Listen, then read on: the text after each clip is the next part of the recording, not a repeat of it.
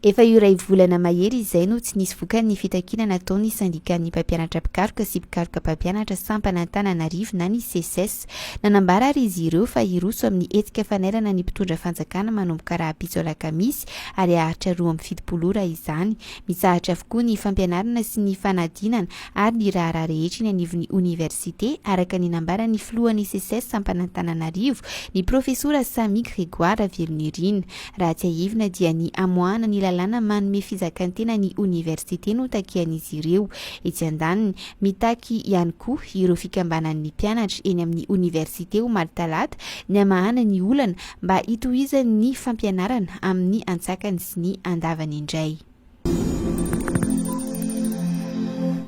Nanaiky ny vidiny farany ambany no faritan'ny fanjakana ihany ireo mpivarotra lavanila maitso ao amin'ny komina Ambalahoko, distrika Ambanja ho malitalata. Ity komina ity no nisantatra ny taom-piotazana lavanila maitso 20 sy 20. Nanaiky ny varotra ny kilaon'ny lavanila maitso 5,7 ariary ireo tantsaha raha toa ka 4 sy 1 ariary no tombam-bidy natolotra izy ireo ny alatsinainy teo izay andro mpisokafana ity tsena ny lavanila ity.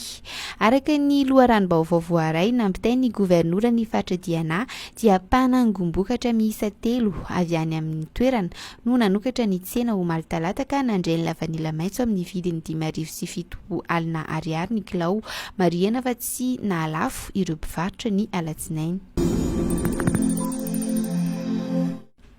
Anana solitena i Madagasikara amin'ny dingana famaranana amin'ny fifaninanana atsaran-tarehy na Miss Monde andiany fa 170 Antsara Joelina lany Miss Madagasikara 20 sy 20 iray volana lasa izay tovovavy solitena ny faritra Nalamanga nandritra ny fifaninanana nasionaly no hiatrika izany.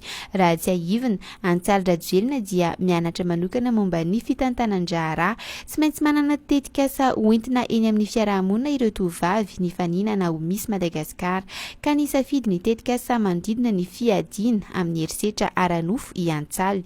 Nijoro vavolombelona fa anisany niarana karazana herisetra toy izany ity tovovavy ity ary izay indrindra no nanosika azy irona kokoa amin'izany.